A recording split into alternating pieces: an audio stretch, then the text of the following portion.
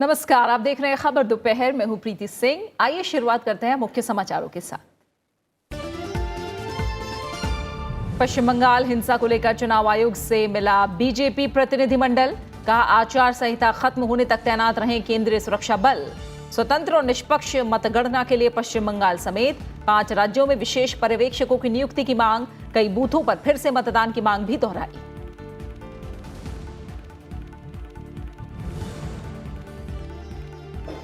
सत्रहवीं लोकसभा के चुनाव के लिए मतदान का काम पूरा। 542 सीटों पर 7 चरणों में 66% से ज्यादा मतदान।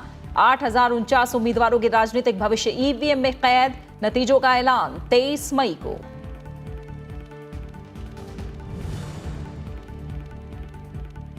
उत्तर प्रदेश कैबिनेट से पिछड़ा वर्ग कल्याण, दिव्यांग जन कल्याण मंत्री ओम प्रकाश राजभर बर्खास्त।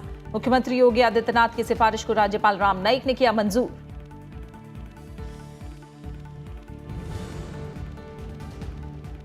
लोकसभा चुनाव मतदान के बाद शेयर बाजार में बड़ी उछाल। 1100 अंकों की उछाल के साथ सेंसेक्स 39,000 के पार। निफ्टी में भी 200 अंकों की तेजी के साथ 11,000 से ऊपर। 73 पैसे मजबूत हुआ रुपया।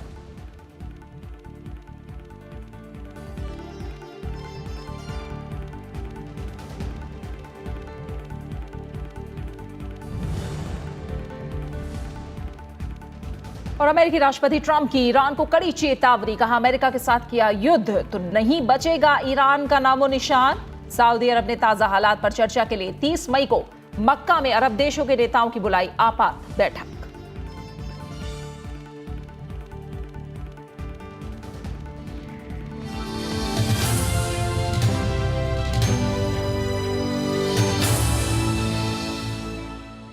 लोकसभा चुनाव के 7वें चरण के मतदान के दौरान पश्चिम बंगाल में एक बार फिर हिंसा देखने को मिली। डायमंड हार्बर लोकसभा सीट से बीजेपी उम्मीदवार निरंजन रॉय की कार पर हमला हुआ। इस बीच दिल्ली में बीजेपी का एक प्रतिनिधिमंडल आज चुनाव आयोग से मुलाकात करके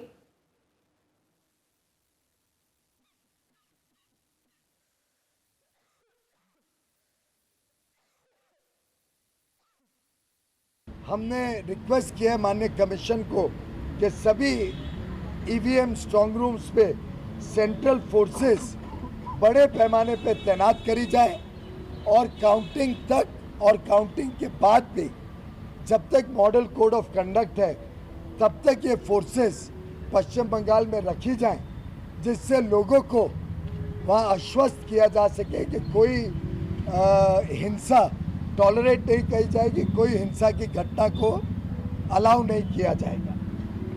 इसके अलावा काउंटिंग की प्रक्रिया को फ्री एंड फेयर रखने के लिए हमने ओडिशा, पश्चिम बंगाल, कर्नाटक, मध्य प्रदेश और छत्तीसगढ़ इन 5 राज्यों में रिक्वेस्ट किया है कि जो अभी के इलेक्शन ऑब्जर्वर्स हैं, जो पुलिस ऑब्जर्वर्स हैं, इनको तो बड़े पैमाने पर तैनात किया जाए, लेकिन इसके अलावा स्पेशल ऑब्जर्वर नियुक्त किए जाएं। इन 5 राज्यों में सभी काउंटिंग स्टेशंस पे दिल्ली से special observer election commission independent observer भेजे जो इंश्योर करे कि काउंटिंग में कोई गड़बड़ ना हो, फ्री एंड फेयर हो और उसकी सैंक्टिटी पूरी तरीके से ऑब्जर्व हो।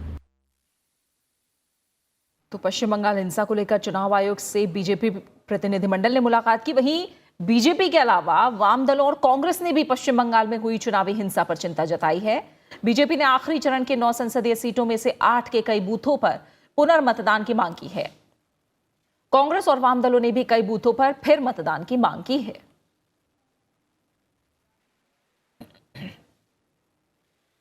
बीजेपी प्रतिनिधिमंडल ने आज फिर दिल्ली में चुनाव आयोग से मुलाकात की। केंद्रीय मंत्री निर्मला सीतारमण और पीयूष गोयल ने चुनाव आयोग के सामने पश्चिम बंगाल में हुई हिंसा का मुद्दा उठाया है। लोकसभा चुनाव के लिए मतदान खत्म हो गया है और अब सभी को इंतजार है कि मतगणना हो, लेकिन भारतीय जनता पार्टी का प्रतिनिधिमंडल एक बार फिर से आज यहां चुनाव आयोग से मिला और ये मांग की गई कि पश्चिम बंगाल में कई बूथों पर गड़बड़ी हुई है और रीपोलिंग की मांग बीजेपी के प्रतिनिधिमंडल ने यहाँ पर की चुनाव आयोग से। और साथ ही ये भी कहा कि जो मतगणना का जो काम है उसकी अगर ट्रांसपेरेंसी के लिए चुनाव आयोग को एहतियाती कदम उठाने पड़ेंगे और इसके लिए पैरामिलिट्री फोर्सेस के डिप्लॉयमेंट को बढ़ाने से लेकर साथ ही मतगणना में पारदर्शिता बढ़ाने की जो मांग है वो बीजेपी के दल की ओर से चुनाव आयोग से की गई।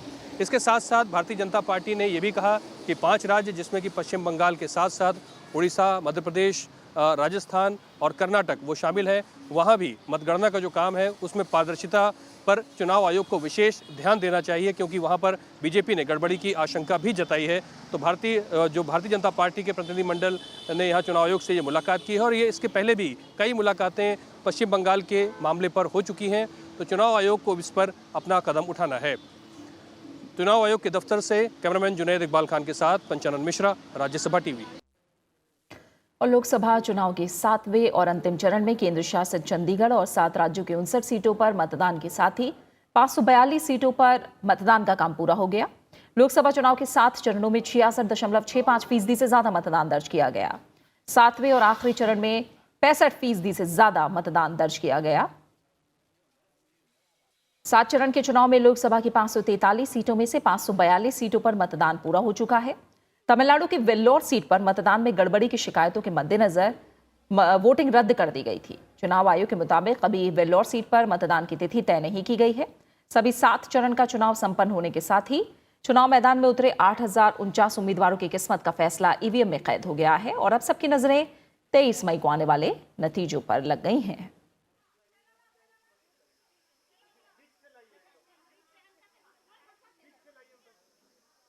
पहले चरण में 91 लोकसभा सीटों पर 69.58% मतदान हुआ। वहीं दूसरे दौर में 95 लोकसभा सीटों पर 69.44% मतदान हुआ।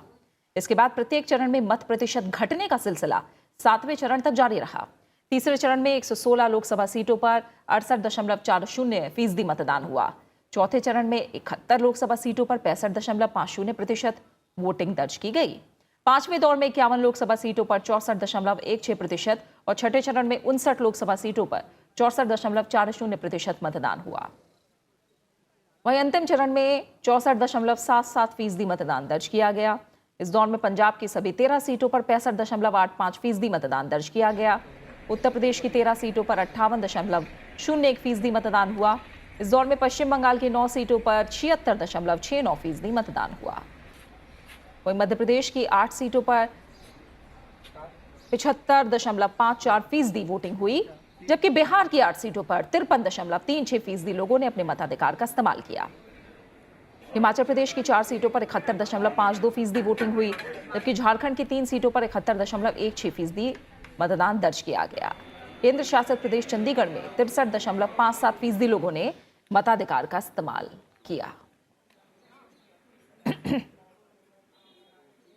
In disseminating information to all the voters, and all the crucial information was given to the Election Commission through the media and also to all the stakeholders. I'm immensely thankful to the millions of voters who are the most important stakeholders for the Election Commission of India, and they have lived up to the ideals set forth in the Constitution of India. They came in a very large number. We hope that this turnout will be much better than what it was in the last election. Braving the harshness of weather, scorching heat and impediment of other kinds, they came forward in a large number and voted all across the phases in different rounds of elections. We are extremely thankful to the senior citizens and persons with disabilities and the women voters. Their fortitude and resolute will be there to help us building this electoral process stronger. We are thankful to all the field machinery, all the presiding officers, all the booth level officers, all the volunteers, returning officers, district election officers, chief electoral officers, and all other state nodal officers. They have toiled day and night despite adverse circumstances, at times with one goal in mind: the smooth conduct of free and fair election. Our thanks to lakhs of the security personnel from the CPF, police and other organizations. It was a task arduous and exhausting, traveling hundreds of kilometers in order to ensure an atmosphere of peace and reassurance to every voter. We are thankful to all other stakeholders, all civil society organizations who helped us in connecting and engaging with the voters directly. चुनाव आयोग ने 10 मार्च को लोकसभा चुनाव की घोषणा होने के बाद से प्रवर्तन एजेंसियों ने 3,449 करोड़ रुपए से ज्यादा मूल्य की नकदी, मादक पदार्थ, शराब और कीमती धातु समेत दूसरी चीजें जब्त की हैं। आंकड़ों के मुताबिक इस बार जब्त हुई चीजें 2014 के लोकसभा चुनाव के मुकाबले 3 गुना ज्यादा हैं। चुनाव आयोग के महानिदेशक दिलीप शर्मा ने कहा कि 2014 में 1,206 करोड़ रुपए मूल्य की चीजें जब्त हुई। उन्होंने बताया कि इस बार 10 मार्च से 19 मई के बीच 839.03 करोड़ रुपए की नकदी, करीब 294 करोड़ रुपए मूल्य की शराब, लगभग 1,270 करोड़ रुपए मूल्य के मादक पदार्थ, जबकि करीब 986 करोड़ रुपए का सोना और अन्य कीमती धातुएं, इसके अलावा लगभग 58 करोड़ रुपए मूल्य की साड़ियां, घड़ियां और दूसरी चीजें भी जब्त की गई।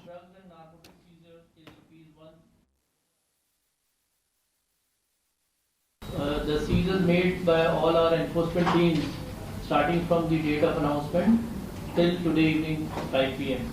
The total cash seizure has been rupees 839.03 crores. Total liquor seizure is rupees 294.41 crores. Total drugs and narcotics seizure is rupees 1270.37 crores. Total precious metal and jewelry items that are used for inducement of voters stands at rupees 986.76 crores, and total freebies seizure is rupees 58.56 crores. So the grand total of all seizures made by our teams during this entire election period in 2019 elections is rupees 3,449.12 crores. Last time I only shared the figures with you, if my memory serves me right, it was 1,203 crores, 1,206 crores. Cash was 303 crores. Lok Sabha चुनाव के दौरान social media मंचों से 909 post हटाई गई और 647 paid news के मामले पाए गए। चुनाव आयोग ने पहली बार सोशल मीडिया के लिए ऐच्छिक आधार संहिता लागू की थी और सभी चुनाव क्षेत्रों में विशेषज्ञों और नोडल अधिकारियों को नियुक्त किया गया था। फेसबुक से 650 पोस्ट, ट्विटर से 220, शेयर चैट से 31, गूगल से 5 और व्हाट्सएप से 3 पोस्ट हटाई गई। चुनाव आयोग के अनुसार 647 पेड न्यूज के मामले पाए गए, जो पिछले लोकसभा चुनाव के मुकाबले करीब 50% कम है। लोकसभा चुनाव 2014 के दौरान पेड न्यूज के 1,297 मामले पाए गए थे, जो सबसे ज्यादा खराब स्थिति थी।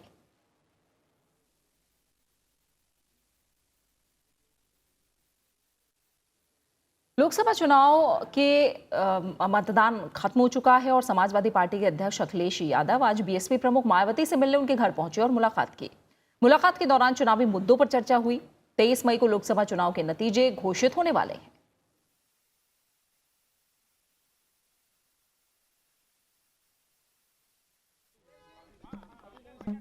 वहीं 7वें चरण के मतदान के साथ ही कल 5 राज्यों की 13 विधानसभा सीटों पर उपचुनाव के लिए भी वोटिंग का काम पूरा हो गया।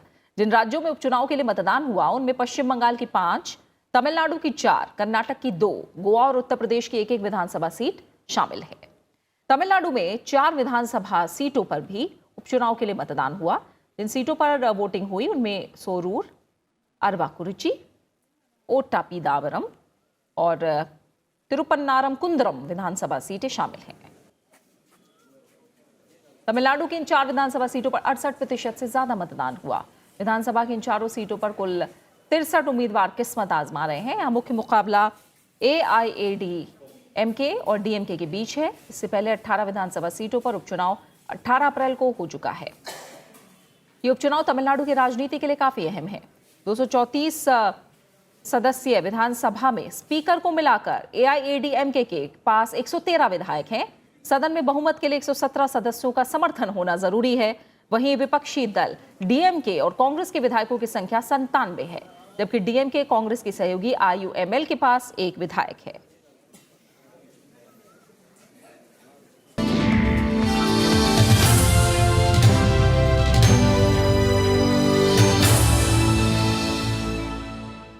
और बात कुछ और अहम खबरों की। उत्तर प्रदेश के राज्यपाल राम नाईक ने मुख्यमंत्री योगी आदित्यनाथ के अनुरोध को स्वीकार करते हुए सुहेल देव भारतीय समाज पार्टी के प्रमुख ओम प्रकाश राजभर को मंत्रिमंडल से बर्खास्त कर दिया है। लोकसभा चुनाव नतीजों के आने से पहले ही मुख्यमंत्री आदित्यनाथ ने सहयोगी दल सुहेल देव भारतीय समाज पार्टी के प्रमुख ओपी राजभर को यूपी कैबिनेट से बाहर करने के लिए राज्यपाल से सिफारिश की थी। साथ ही उन्होंने राज्य सरकार में शामिल सुहेल देव भारतीय समाज पार्टी के सदस्यों को भी हटाने की सिफारिश की थी। राजभर योगी सरकार में पिछड़ा वर्ग कल्याण दिव्यांग जन कल्याण मंत्री थे।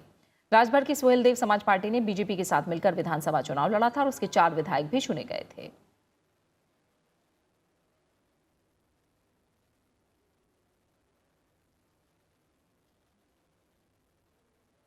उपराष्ट्रपति एम वेंकैया नायडू ने हाल में संपन्न हुए चुनाव अभियान के दौरान चुनावी बहस की गिरती गुणवत्ता पर चिंता जताई है, जिसमें राजनेता सार्वजनिक चिंताओं के व्यापक मामलों पर ध्यान केंद्रित करने की जगह व्यक्तिगत हमलों पर उतर आए।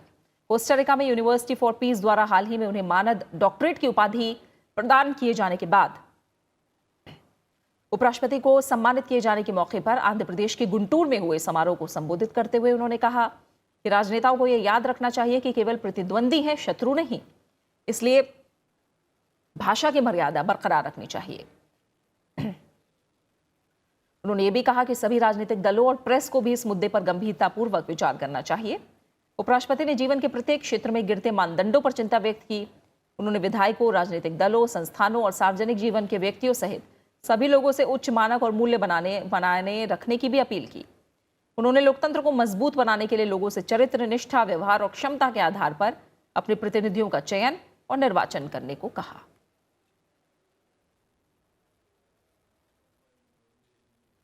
उपराष्ट्रपति एम वेंकैया नायडू ने आत्मनिर्भरता अर्जित करने के लिए दलहन की उत्पादकता बढ़ाने पर जोर दिया है। साथ ही कृषि विश्वविद्यालयों से उनकी उपज में सुधार लाने पर अनुसंधानों में तेजी लाने का आग्रह किया है।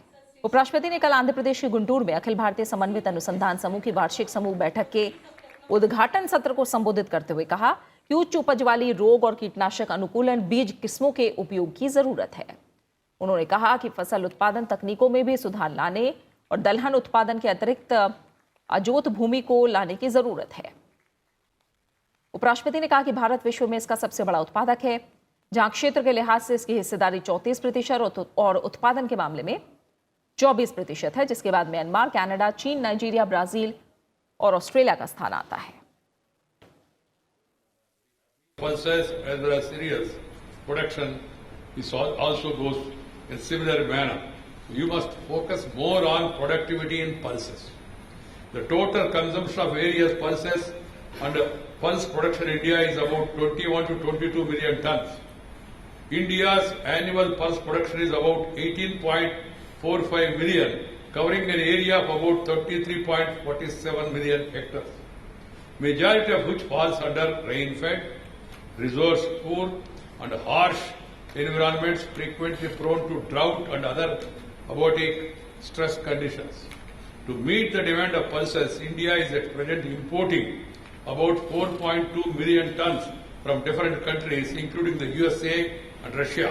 In order to ensure self-sufficiency, the pulse requirements in the country is projected to be 32 million tons by 2030. However, import of pulses declined from 100 lakh tons in 16-17 to 56.5 lakh tons in 17-18, resulting in a saving of foreign exchange amount of 9,775 crores. Lok Sabha चुनाव के आखिरी दौर के मतदान के बाद आज share बाजार तेजी के साथ खुला। बीएसई की 31 कंपनियों के शेयरों पर आधारित संवेदी सूचकांक सेंसेक्स 962 अंकों की तेजी के साथ 38,892 पर खुला। वहीं नेशनल स्टॉक एक्सचेंज का संवेदी सूचकांक निफ्टी 200 अंकों की बढ़त के साथ 11,500 के पार खुला।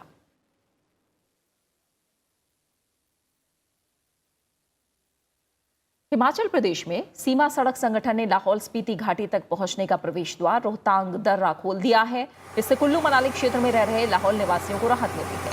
कुल्लू और लाहौल घाटी के बीच रोहतांग दर्रे से होकर जाना पड़ता है। सीमा सड़क संगठन बर्फबारी, भूस्खलन और प्रतिकूल मौसम जैसी कठिनाइयों के बावजूद रोहतांग दर्रे को खोलने में सफल रहा।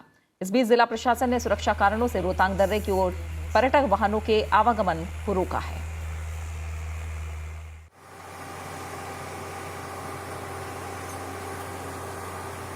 अहम अंतर्राष्ट्रीय खबरों में अमेरिका के राष्ट्रपति डोनाल्ड ट्रंप ने ईरान को कड़ी चेतावनी देते हुए कहा है कि अगर उसने अमेरिकी हितों पर हमला किया तो उसे तबाह कर दिया जाएगा।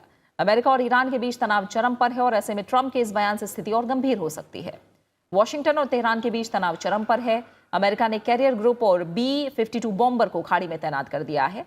इससे पहले अमेरिकी राजनयिकों ने आगाह किया था कि फारसी खाड़ी के ऊपर से गुजरने वाले कमर्शियल विमानों को जोखिम का सामना करना पड़ सकता है। इस बीच सऊदी अरब ने ताज़ा हालात पर चर्चा के लिए 30 मई को मक्का में अरब देशों के नेताओं की आपात बैठक बुलाई है। रविवार को सऊदी अरब के किंग सलमान ने खाड़ी और अरब देशों के नेताओं को न्योता भेजा कि वो 30 मई को मक्का में एक आपातकालीन बैठक के लिए आए ताकि इन हमलों के नतीजों पर चर्चा की जा सके। संयुक्त अरब अमीरात के विदेश मंत्रालय ने एक बयान जारी करके कहा कि अरब और खाड़ी देश में पैदा हुए ताज़ा हालात का सामना मिलकर करना होगा।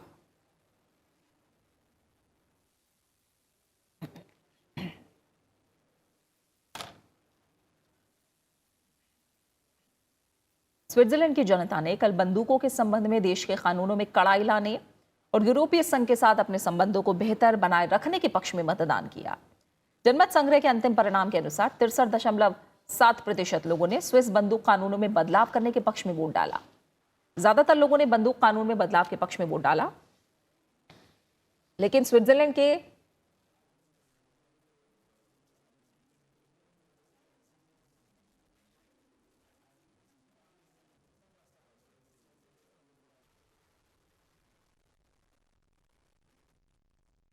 ज्यादातर लोगों ने बंदूक कानून के बदलाव के पक्ष में वोट डाला, लेकिन स्विट्जरलैंड के 26 कैंटोन में से एक टिसनो ने विपक्ष में वोट डाला।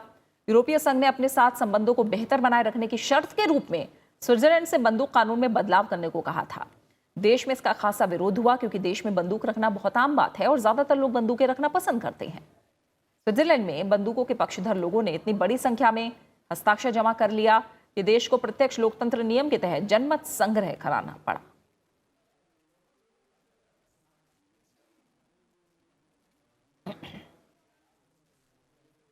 प्रधानमंत्री नरेंद्र मोदी ने ऑस्ट्रेलिया के प्रधानमंत्री स्कॉट मॉरिसन को चुनाव में जीत पर बधाई दी है।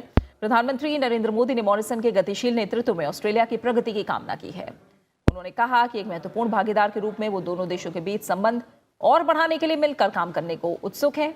ऑस्ट्रेलिया में हुए संसदीय चुनाव में प्रधानमंत्री स्कॉट मॉरिसन के नेतृत्व वाली कंजर्वेटिव पार्टी की जीत हुई है।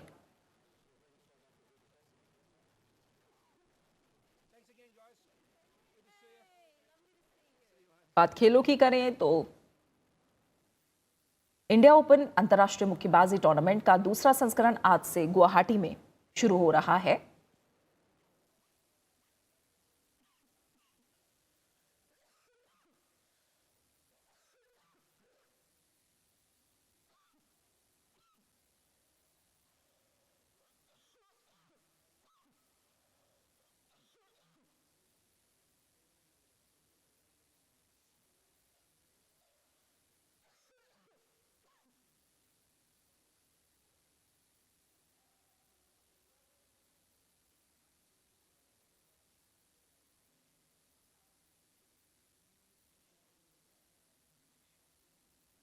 इंडिया ओपन अंतर्राष्ट्रीय मुक्केबाजी टूर्नामेंट का दूसरा संस्करण आज से गुवाहाटी में शुरू हो रहा है। 16 देशों के लगभग 200 मुक्केबाज पदक की दौड़ में शामिल हैं। शुरुआती मुकाबले आज खेले जाएंगे। क्वार्टर फाइनल और सेमीफाइनल मुकाबले कल होंगे, जबकि फाइनल 24 मई को खेला जाएगा। मैरी कॉम की अगुवाई में 38 पुरुष और 37 महिलाओं का मजबूत भारतीय दल टूर्नामेंट में भाग ले रहा है। मैरी कॉम 51 किलोग्राम भार वर्ग में मुकाबले में उतरेंगी। असम के 6 मुक्केबाज टूर्नामेंट में भारत का प्रतिनिधित्व कर रहे हैं। पिछले वर्ष भारत ने टूर्नामेंट में 6 स्वर्ण पदक जीते थे। कुल 18 श्रेणियों के इस टूर्नामेंट में 10 पुरुष और 8 महिला स्पर्धाएं होंगी।